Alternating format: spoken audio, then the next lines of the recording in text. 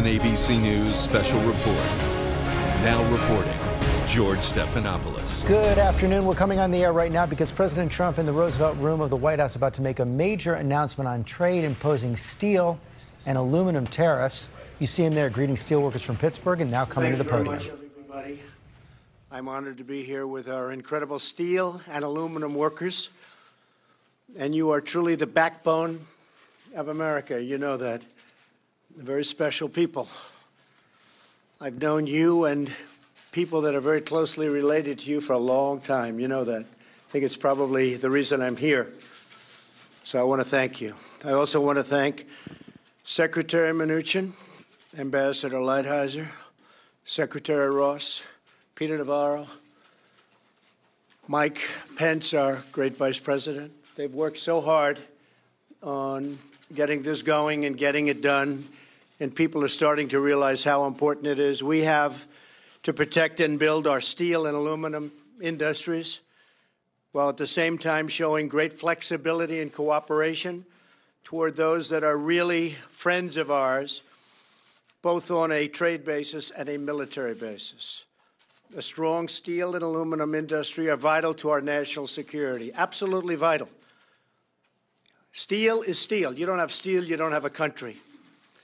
Our industries have been targeted for years and years, decades, in fact, by unfair foreign trade practices leading to the shuttered plants and mills, the laying off of millions of workers, and the decimation of entire communities.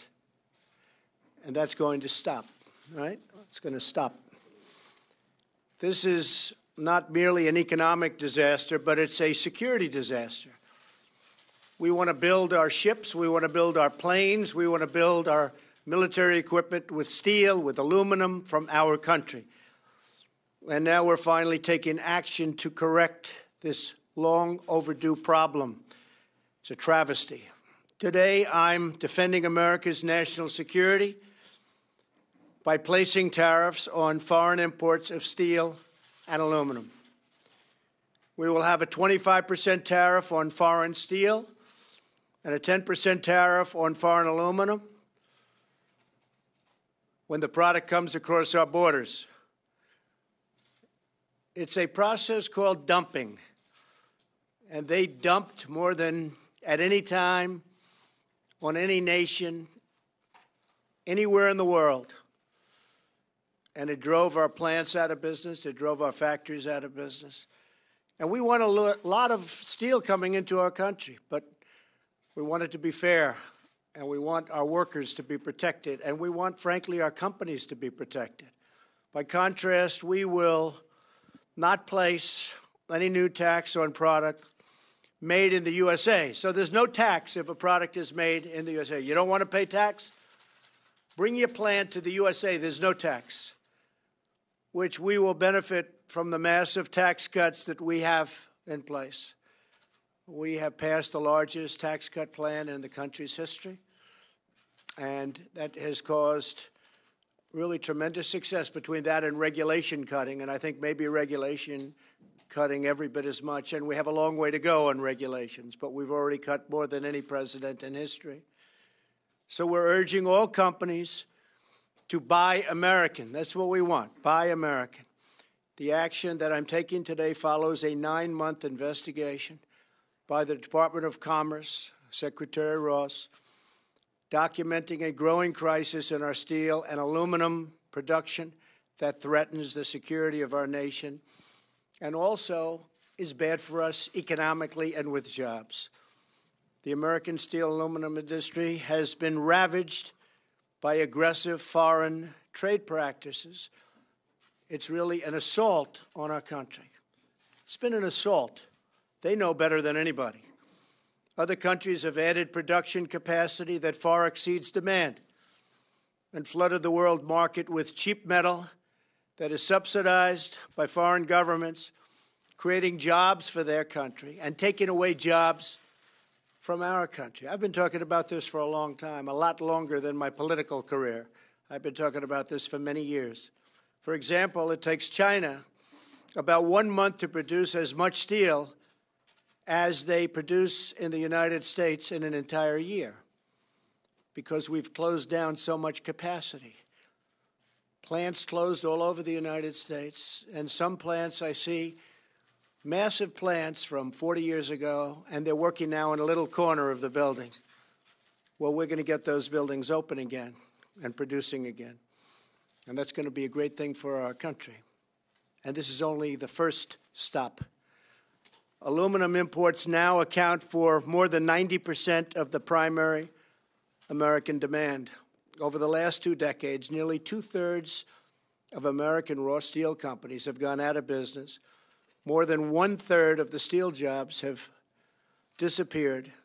6 primary aluminum smelters, which is a big deal, have permanently shut down since just 2012.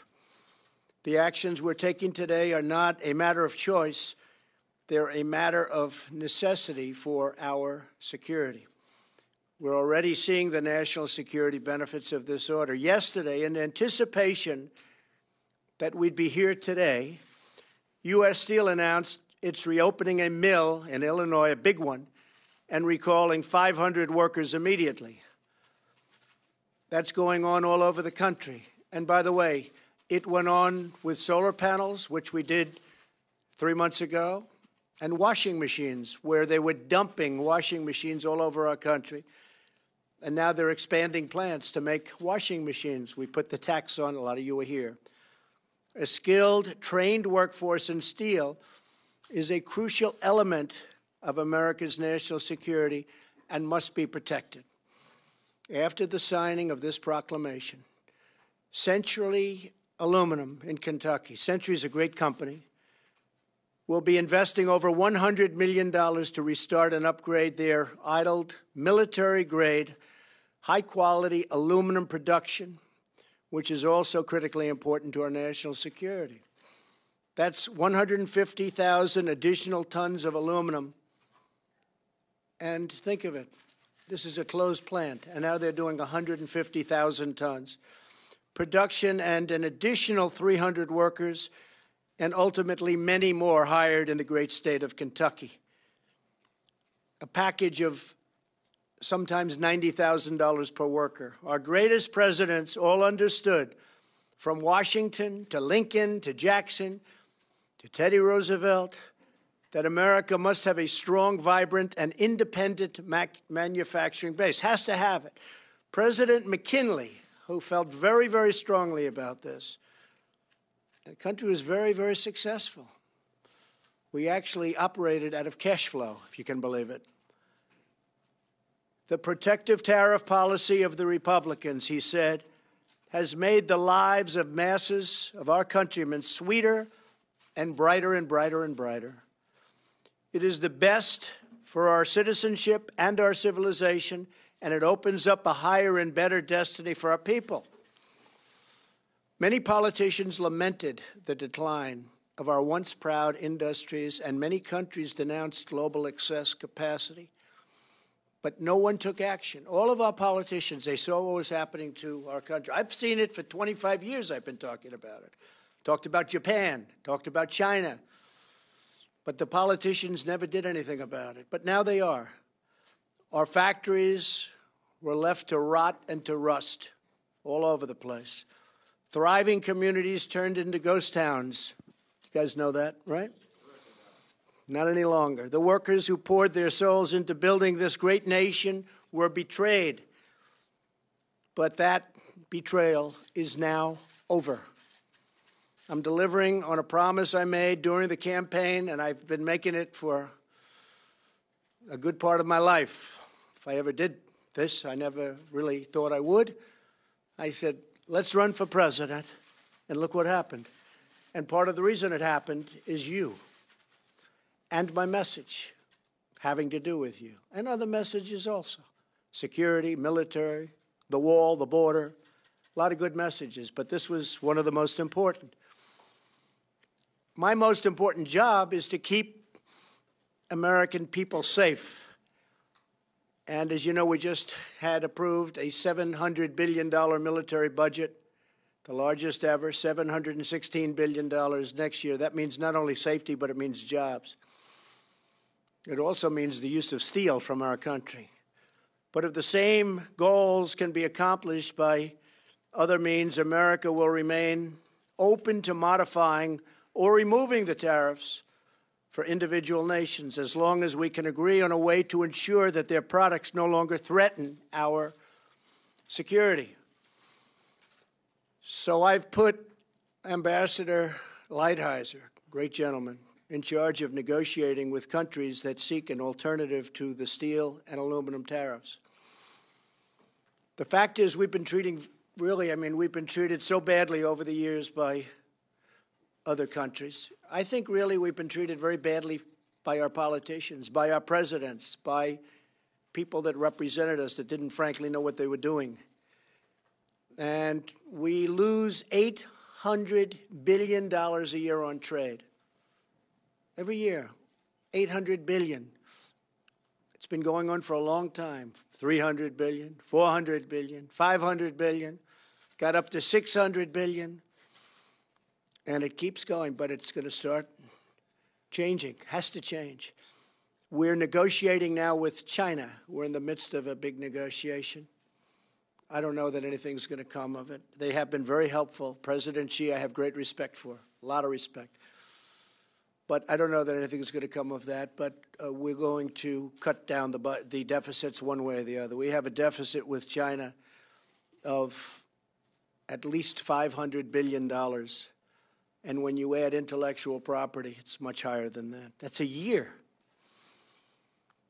At the same time, due to the unique nature of our relationship with Canada and Mexico, we're negotiating right now NAFTA. And we're going to hold off the tariff on those two countries to see whether or not we're able to make the deal on NAFTA. National security, very important aspect of that deal. And if we're making the deal on NAFTA, this will figure into the deal, and we won't have the tariffs on Canada or Mexico. If we don't make the deal on NAFTA, and if we terminate NAFTA because they're unable to make a deal that's fair for our workers and fair for our farmers, we love our farmers, and fair for our manufacturers, then we're going to terminate NAFTA, and we'll start all over again, or we'll just do it a different way. But we'll terminate NAFTA, and that'll be it. But I have a feeling we're going to make a deal on NAFTA. I've been saying it for a long time. We either make a deal or we terminate. And if we do, there won't be any tariffs on Canada, and there won't be any tariffs on Mexico. One other thing, some of the countries that we're dealing with are great partners, great military allies, and we're going to be looking at that very strongly. The tariffs don't go effective for at least another 15 days. And we're going to see who's treating us fairly, who's not treating us fairly. Part of that's going to be military. Who's paying the bills, who's not paying the bills. We subsidize many rich countries with our military. They pay not 100 cents on the dollar, in some cases not 50 cents on the dollar, and they're massively wealthy countries. So we have to stop that. And that will enter into the equation also. Very interesting, I saw a tweet, it just came in, from Elon Musk, who's using our wonderful space facilities and did a great job 3 weeks ago. He said, for example, an American car going to China pays 25% import duty. But a Chinese car coming to the United States only pays 2.5%, a tenfold difference. So an American car going to China, think of that, pays 25% import duty. So we send our car over there, pay 25%. They send their car over here, 2.5%. 10 points, that's from Elon, but everybody knows it. They've known it for years. They never did anything about it. It's got to change. We're going to be doing a reciprocal tax program at some point, so that if China is going to charge us 25%, or if India is going to charge us 75%, and we charge them nothing, if they're at 50, or they're at 75, or they're at 25, we're going to be at those same numbers. It's called reciprocal. It's a mirror tax. So they charge us 50, we charge them 50. Right now, they'll charge us 50, we charge them nothing. Doesn't work. So that's called a reciprocal tax or mirror tax, and we're going to be doing a lot of that. It's the first year we've really set the stage. A lot of it had to do with structurally we had to go through certain procedures in order to get to this point, but now we're at this point. American companies have not been treated fairly.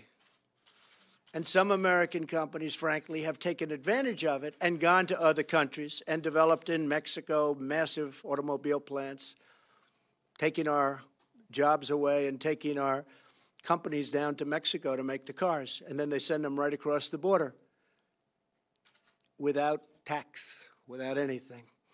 So we lose the jobs, they make the cars, they get all the benefits, then they sell the cars back into the United States. So we're changing things, and we're going to have a lot of great relationships. I think companies are going to be very happy in the end. I think that countries are going to be very happy. We're going to show great flexibility. And again, many of the countries that treat us the worst on trade and on military are our allies, as they like to call them. So we just want fairness. We just want fairness. We want everything to be reciprocal. And I think in the end, we're going to have a lot of great jobs. We're going to have a lot of great companies all coming back into our country. You see it the other day. Chrysler announced they're leaving Mexico. They're coming back into Michigan with a big plant. You haven't seen that in a long time, folks. You haven't seen that in a long time.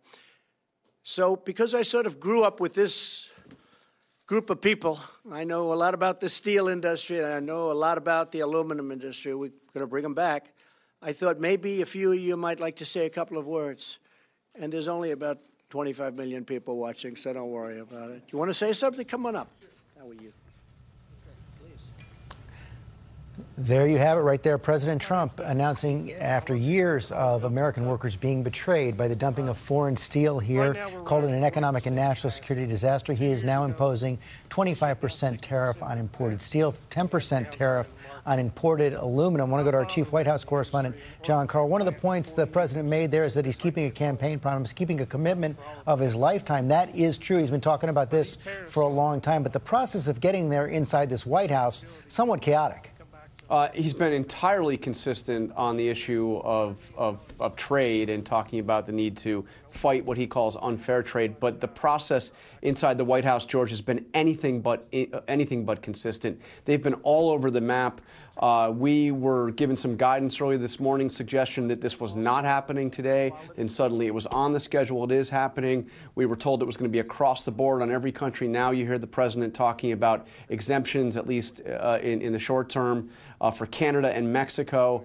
But this was a highly controversial decision within the White House and within the Republican Party. Yeah, the president getting a lot of pushback from the Speaker of the House, Paul Ryan, and a majority of House Republicans. Yeah, and in fact, just a few minutes ago, Ryan actually said that he is still trying to get the president to change his mind on this. Meantime, Rebecca Jarvis, our chief business correspondent, is here as well. And Rebecca, the president making the point there that he thinks this is going to bring back jobs to the United States. Most economists say it will cost more jobs because of the impact on those who consume steel and aluminum. Almost all economists believe this, George. There's one study out today, 33,000 steel and aluminum jobs gained here, but 179,000 manufacturing jobs potentially lost to these tariffs. And the reason is that by increasing these tariffs, that increased the cost of doing business for any company that deals in steel and aluminum. Imagine car companies, home builders that use products to build homes. Any company that deals in cans, those products get more expensive for the companies to create and can ultimately drive up costs for consumers. When this first came out last week, the financial markets took a big dive. On Friday, they've stabilized since then. They have stabilized, and one of the bigger fears is the retaliation. What does this mean as it goes around the world? We've heard from China, we've heard from the European Union that they would retaliate if we hiked those tariffs on their products. And in particular, House Speaker Ryan, who's continuing to speak out against this, well, in his home state, you have Harley-Davidson. That is one of the targets of the EU. Bourbon, blue jeans, and motorcycles. John Carl, the president surrounded there by his Treasury Secretary, Commerce Secretary, Trade Rep. Not there, his chief economic advisor, Gary Cohn, who's announced he's leaving the White House. Gary Cohn was adamantly opposed to these tariffs, fought them throughout the first year of the Trump presidency whenever they came up. And he warned the president that it was not just bad policy, but this would have bad repercussions throughout the American economy, resulting in the price increases that you heard Rebecca talking about, resulting in retaliation from our neighbors. And he quit over this issue. I mean, he decided to leave the White House over this issue, perhaps the most widely respected member of the West Wing staff. Leaving the White House within a couple weeks. There you have it, the president imposing tariffs on steel and aluminum imports into the United States. We'll be watching for the reaction. You can get the latest news on that all day long on abcnews.com. Of course, there will be a full wrap-up tonight on World News Tonight with David Muir. Have a good afternoon. This has been a special report from ABC News. And hi, I'm Ron Claiborne at ABC News World Headquarters in New York. We are just leaving a special report. George Stephanopoulos reporting that the President Trump, has officially announced the imposition of those tariffs that he first disclosed last week. 25% on imported steel, 10% on imported aluminum. The president announcing that, along with some steel and aluminum workers and cabinet members at the White House just a few moments ago. Joining us now from Washington, D.C., our chief political director there, Rick Klein, and Brian Riley from the National Taxpayers Union. I want to turn to Rick first. Rick, very quickly, politically and separately economically, who's winning, who loses from this on both sides? This is a tectonic policy shift, and it shifts the politics as well. Both parties have had a kind of mainstream consensus for generations now that free trade is a good thing, and that's been the movement. And we have seen that break down, and now dramatically the president reversing course, imposing this tariff. If you believe the economists, and there's a lot of them out there, this is going to have massive repercussions throughout the American economy. It is going to mean higher costs on everything from your soda can up through the cars that you purchase and the airplanes that the government purchases. So that trickles throughout the economy. So it does have an undeniable impact on the steel industry. You'd expect that to do very well, and there may be some politics there. President Trump is going to be in Pittsburgh in just a couple of days to campaign for a congressional race that's happening next week. But in terms of the broader policy here, a lot of economists are extremely skeptical about this, and I've never seen anything like this attempt by Republicans to try to get the president to change his mind. They think it's bad politics, bad policy, and just a bad idea. Let me bring in very quickly Chief White House Correspondent Jonathan Karl at the ABC News Bureau, who was just on that special report. John, why did the president do this? As we know, he has been a lifelong supporter of trade issues, this side of trade issues. Why this? Why now? Well, this has been something that he has been a true believer on. He believes that America has been getting bad trade deals forever. This is something he's written about in his books, something he campaigned about. It's not surprising that he would go forward with this. What is surprising, though, is the process, because he does have an economic team and a national security team that was deeply divided on this. His top economic advisor, Gary Cohn, announced he was leaving the White House yesterday, and he's leaving the White House largely, if not entirely, because the president failed to take his advice on this. And again, Gary Cohn did not just oppose this as a policy disagreement, but warned it would have disastrous repercussions for the American economy. He's the chief economic advisor. When you're the chief economic advisor and the president does something that you think is going to do serious damage to the American economy, it's time to leave. And this is a national security thing. You know, Ron, the reason the president, you heard the president talk about he is raising these tariffs under a provision that allows him to do this for national security reasons. What's interesting is the key players on his national security team, I am told, including the Defense Secretary Mattis, including his national security advisor, H.R. McMaster, were opposed to this move as well. So this was a deeply controversial move within the White House, and you heard Rick talk about how it's obviously deeply controversial within the Republican Party. And John, he cited national security a number of times in that announcement today, essentially as a requirement there. What is, at least ostensibly, the national security argument? And if you're going to exempt, if you do exempt Canada and Mexico, how is that consistent? Well, the national security argument is essentially that if you do not have an effective steel industry in your country, you don't have the ability to ramp up steel production in the case of a national security emergency for your military. So that's the ultimate argument. But when you are sanctioning our allies, it makes it harder to make that argument. And when your top national security advisors are opposed to it, it's hard to make that argument. But the exemptions for Canada and Mexico are largely tied to NAFTA, and those are not permanent exemptions. The president is basically using that as a negotiating tool as he renegotiates NAFTA to get concessions, perhaps elsewhere, from Mexico and Canada in return for not allowing these tariffs to take place. Okay, in terms John, of imports from Canada and Mexico. Sorry to interrupt you. John Carl, thanks for joining us. I'll let you Thanks, get back. Ron. I know you have a busy evening ahead. Go back to work, please. Thank you. Okay, and back to Rick Klein in Washington, very, very quickly. Where is this likely, at least temporarily, to play well and not well in this country? Well, the steel industry is happy today, and you've seen their stocks pick up, and you've seen announcements that the president referenced that there are going to be some additional investments in steel and aluminum production. And I mentioned Pittsburgh. The president will be there in just a couple of days, and I've got to think that's going to be a good applause line when he is at that rally on Saturday. And it might even, I've talked to a lot of political folks who say maybe that is the difference maker in this very close congressional election. I'd say, look, if you're risking a trade war based on one House race in the middle of March in Pennsylvania, that's quite a risk indeed. But that might be the parts of the base. And I go back to what he said after the Paris Climate Accord. He pulled out from that and he said, look, I'm the president of Pittsburgh, not Paris. This is the ultimate example of that, to my mind. Okay, Brian Riley is the director of the National Taxpayer Union. Let me turn to you very, very quickly here. Thank you. Mr. Riley, the president has said trade wars are good. In effect, bring it on. What do you think? Was that President Herbert Hoover? That's what I felt like I was listening to, Rick. It's just shocking. This is not, as President Reagan was not on his list of presidents he was citing as a background for his policy. The other thing I noted, who wasn't on the stage? Car workers, manufacturing workers, farmers, ranchers, all the people who are going to pay the price for this. This is just the president picking winners and losers. We need a president who's more like Reagan, less like Hoover.